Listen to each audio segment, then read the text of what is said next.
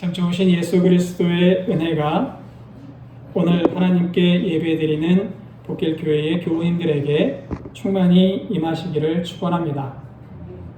기독교는 세상의 모든 사람은 죄인이라고 선언합니다. 아담과 하와가 선악과를 따먹은 이후 인간은 하나님과의 관계가 끊어졌고 이 때문에 모든 사람은 죄의 본성을 가지게 되었다라는 겁니다. 그래서 바울은 시편을 인용해서 이렇게 말합니다. 의인은 없나니 하나도 없다라고 말합니다.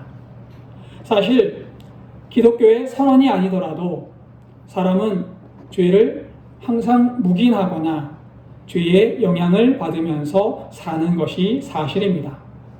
겉으로는 착해 보이는 사람도 마음속 깊은 곳에서는 욕망이 있고 교만한 부분이 있고 미움이 자리 잡고 있으니 사람은 누구나 죄의 본성을 가진 죄인들이라고 말할 수 있습니다. 고대 사회에서는 이 죄의 문제를 해결하기 위해서 신을 대접하거나 신이 원하는 일을 행해서 죄의 용서를 받을 수 있다고 생각했습니다. 그렇게 행하던 일이 제사이고 또는 종교적인 업적 쌓기였습니다. 이스라엘 역시 비슷한 생각을 했습니다. 제사를 잘 지내서 나의 죄를 용서받으려 했고 율법을 잘 지켜서 하나님의 은혜를 받으려고 했던 겁니다. 그러나 성경은 분명히 말합니다. 사람의 행위로는 죄의 문제를 해결할 수 없다. 사람이 아무리 발버둥을 쳐도 의롭다 하심을 받을 수 없다 라고 말합니다. 사람이 아무리 제사를 드려도 죄를 없애지는 못합니다. 사람이 아무리 많은 업적을 쌓아도 의인이 될 수는 없습니다. 팀 켈러 목사님은 율법을 지켜서 또는 업적을 쌓아서 의롭게 되려는 일이 부질 없다는 사실을 이렇게 설명합니다. 인간의 행동으로 의로워지려는 생각은 태평양을 헤엄쳐 건너려는 것과 같은 생각입니다. 세 부류의 사람이 있습니다. 한 사람은 수영을 못합니다. 두 번째 사람은 수영을 좋아하고 수영 실력도 좋습니다. 또 세 번째 사람은 국가대표 수영선수입니다. 이 세 사람이 태평양을 헤엄쳐 건넌다고 생각해 보십시오. 수영 실력이 좋은 수영선수라고 해도 태평양을 수영으로 헤엄쳐서 건널 수 없습니다. 아마도 세 사람 모두 같은 결과를 맞겠지요. 첫 번째 사람은 바다에 들어가자마자 물에 가라앉고 말 겁니다. 두 번째 사람은 처음에는 꽤 나가다가도 얼마 못 가 허우적거리다가 바다에 가라앉고 말 겁니다. 세 번째 국가대표 수영 선수는 두 사람보다는 멀리 헤엄쳐 나갈 겁니다. 그렇지만 수영 선수도 헤엄을 쳐서 태평양을 건너갈 수는 없습니다.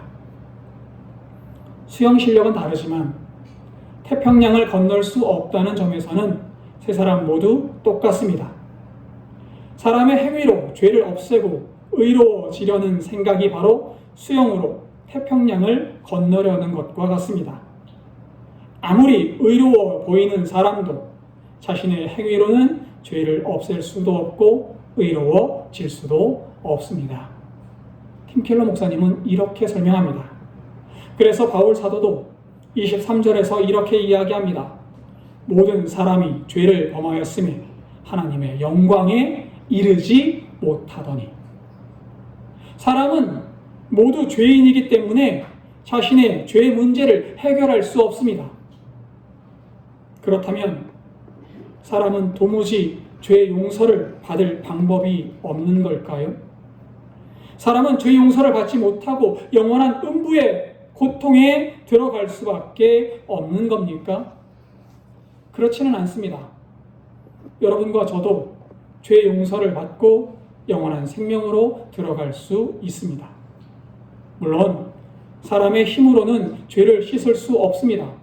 사람의 힘으로는 구원으로 들어갈 수 없습니다.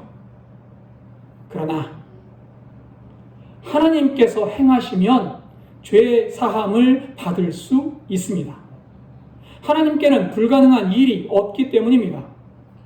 바울 사도 역시 사람의 의로움이 아니라 하나님의 의로 죄 용서를 받고 구원에 이를 수 있다고 말하는 겁니다. 바울은 분명히 이야기합니다. 하나님께서 사람에게 오셔서 사람의 죄를 사하시고 죄의 짐을 벗겨 주셨다. 세상의 많은 종교 중에서 기독교만이 가진 특징을 말하라고 하면 기독교는 사람이 하나님께 올라가는 종교가 아니라 하나님께서 죄인을 먼저 찾아오시는 복음의 종교라고 말할 수 있습니다. 여러분, 아브라함을 한번 생각해 보십시오. 아브라함은 고향에서 우상을 만들던 가족의 일원이었습니다. 아브라함이 하나님을 찾았나요? 성경은 그렇게 말하지 않습니다. 하나님께서 아브라함을 찾아오셨고 복이 되게 하셨다라고 이야기하는 겁니다. 구약의 선지자들은 어떻습니까? 구약의 선지자들 하나님께서 먼저 찾아오십니다. 그리고 하나님께서 깨끗하게 하시고 하나님의 일꾼으로 쓰임받게 해 주신 겁니다. 신약을 생각해 볼까요? 사람이 예수 그리스도를 구했습니까? 그렇지 않습니다. 예수님께서 먼저 우리를 찾아오셨고 우리를 위해 자신의 생명을 내어 주셨습니다. 바울은 어떻습니까? 성경은 다메섹 도성에서 부활하신 예수님이 먼저 바울을 찾아오셨다라고 이야기합니다. 성경은 사람이 하나님을 찾을 수 없다고 말합니다. 반면에 하나님께서 사람을 찾아오셨다라고 끊임없이 이야기합니다. 이렇게 여호와 하나님께서 사람을 먼저 찾아오셨고 죄 용서의 은혜를 부어 주셨습니다. 바울은 이 사실을 이렇게 말합니다. 24절입니다. 그리스도 예수 안에 있는 속량으로 말미암아 하나님의 은혜로 값없이 의롭다 하심을 얻은 자 되었느니라. 그리고 또 이 모든 것을 하나님의 한 의가 나타났다라고 표현합니다. 21절입니다. 이제는 율법 외에 하나님의 한 의가 나타났으니 율법과 선지자들에게 증거를 받은 것이라. 하나님의 의는 하나님께서 이루신 의를 가리킵니다.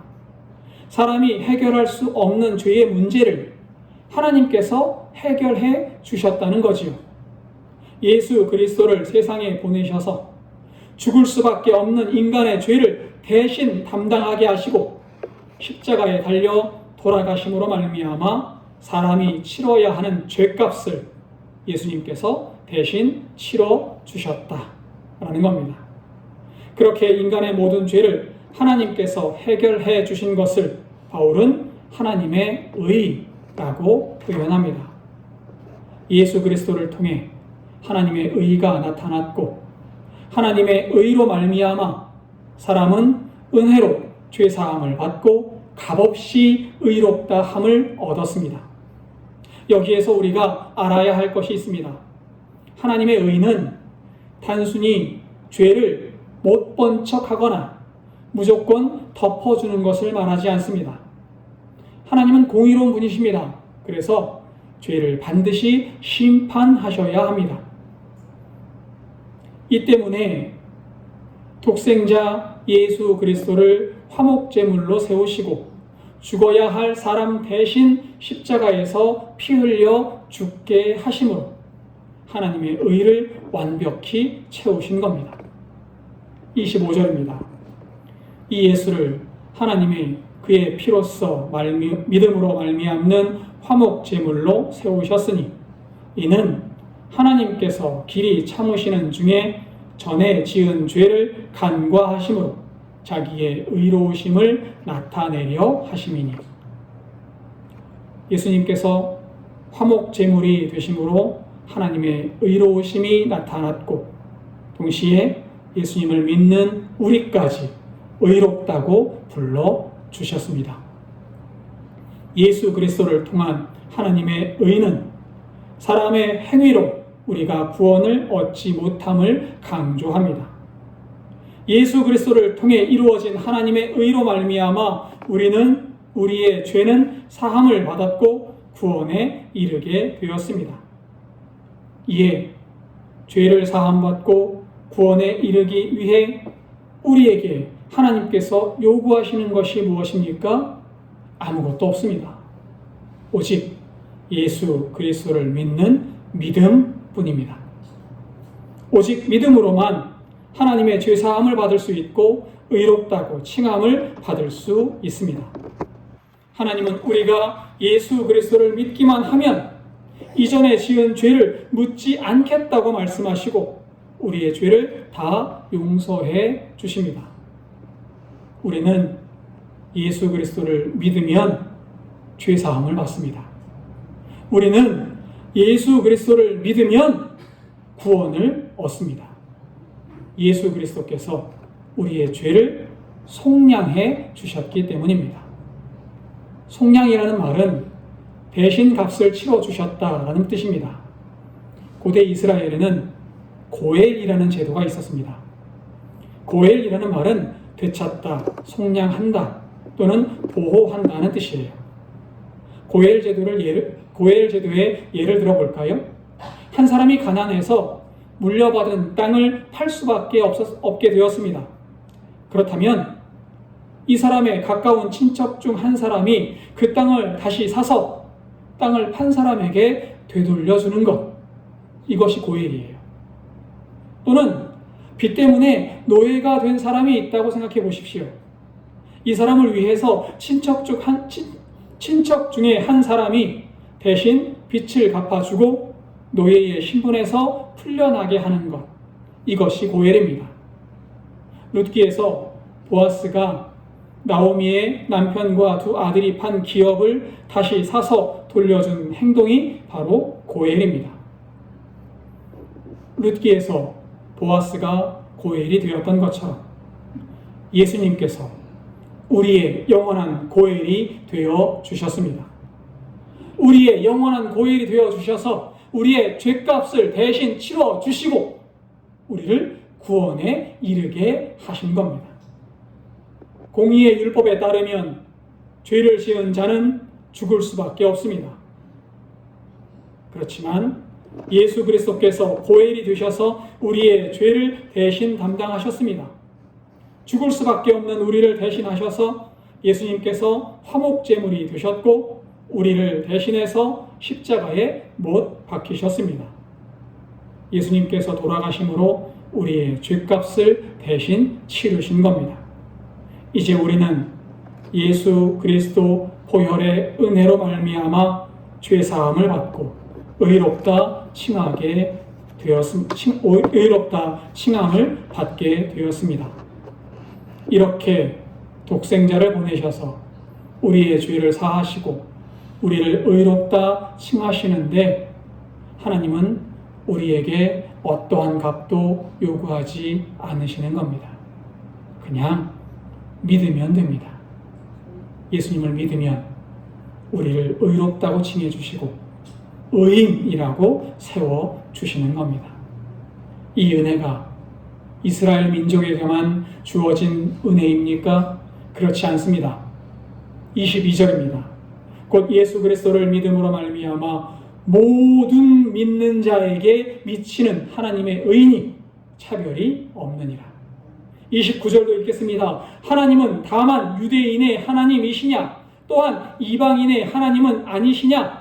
진실로 이방인의 하나님도 되시느니라. 바울은 세상의 모든 사람에게 믿음으로 말미암은 죄 용서의 은혜가 허락되었다고 말합니다. 하나님은 어떤 특정한 사람의 하나님만은 아니시기 때문입니다. 여러분, 하나님이 저만의 하나님이신가요? 그렇지 않습니다. 하나님은 우리 모두의 하나님이십니다. 하나님은 세상 모든 사람의 하나님이시기 때문에 세상 모든 사람의 죄를 용서하시고 믿기만 하면 하늘의 은혜를 부어주시고 하늘의 구원을 허락해 주시는 겁니다. 이제 누구든지 예수님을 믿기만 하면 죄의 용서의 은혜를 받습니다. 예수 그리스도의 십자가 보혈을 의지하고 붙잡으면 죄의 용서의 은혜를 받을 수 있습니다. 그러니 죄의 용서에 있어서 우리는 자랑할 것이 없습니다. 27절입니다. 그런즉 자랑할 때가 어디냐? 있을 수가 없느니라. 무슨 법으로냐? 행위로냐? 아니라 오직 믿음의 법으로니라. 우리는 내가 신앙이 좋아서 죄 용서를 받았다고 말할 수 없습니다. 내가 기도를 많이 해서 의인이 되었다고 말할 수도 없습니다. 하나님의 은혜 앞에서 나의 신앙 업적은 내세울 만한 것이 되지 못하기 때문입니다. 우리는 오직 하나님의 은혜에 감사할 뿐입니다.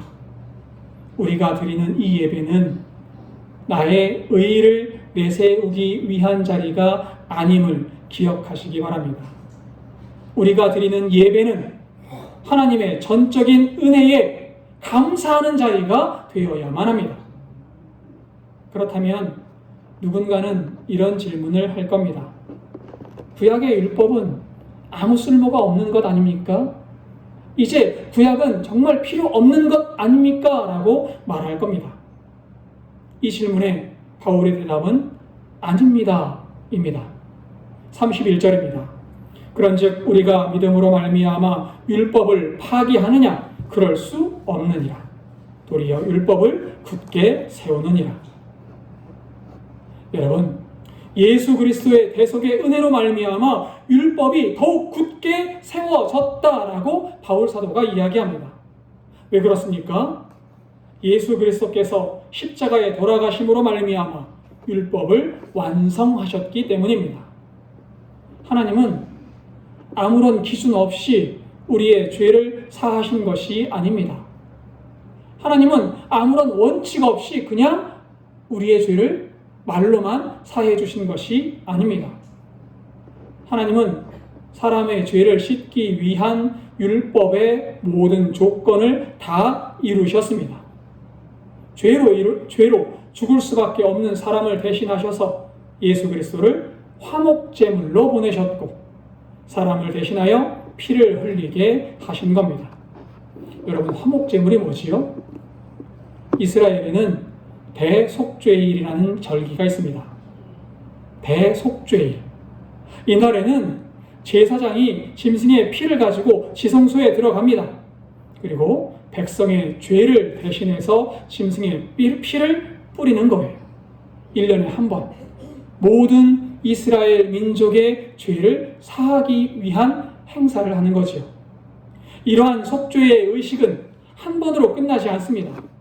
매년 대속죄일마다 반복해야만 했습니다. 인간은 계속해서 죄를 짓기 때문입니다. 그러나 예수님은 자신의 피를 흘리심으로 단 한 번의 영원한 속죄를 이루셨습니다.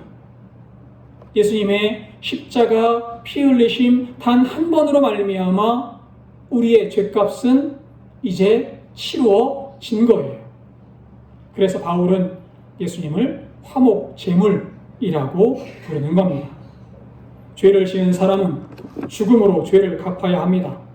그래서 죄를 지은 우리가 죽어야 하지만 예수님께서 완전한 화목제물이 되셔서 단번에 죽으심으로 율법의 조건을 완성하셨습니다.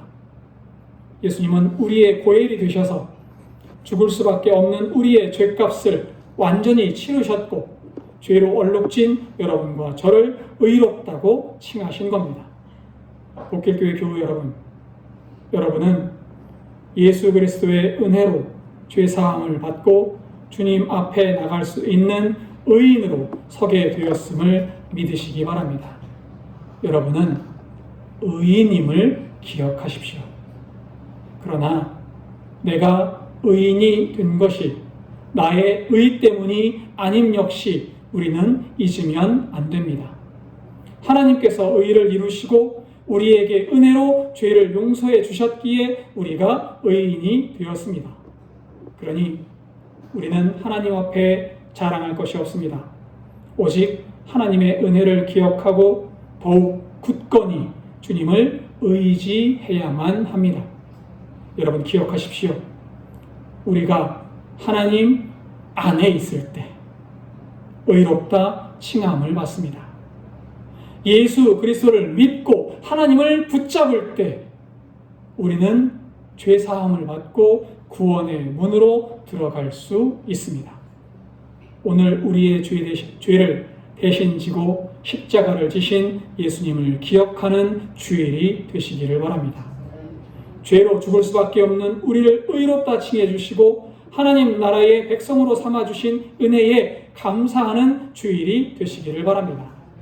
사랑하는 복길교회 교우 여러분, 하나님 앞에 설 때 우리의 의를 붙잡지 마십시오. 우리의 의는 언제나 부족합니다. 그러나 하나님의 의는 완전하다는 사실을 기억하십시오. 그러니 우리의 자랑은 오직 예수 그리스도 뿐입니다. 은혜의 주님을 자랑하고 더욱 예수 그리스도를 붙잡고 하나님을 의지하는 복길교회 교우님들 되시기를 진심으로 기원합니다. 기도하겠습니다.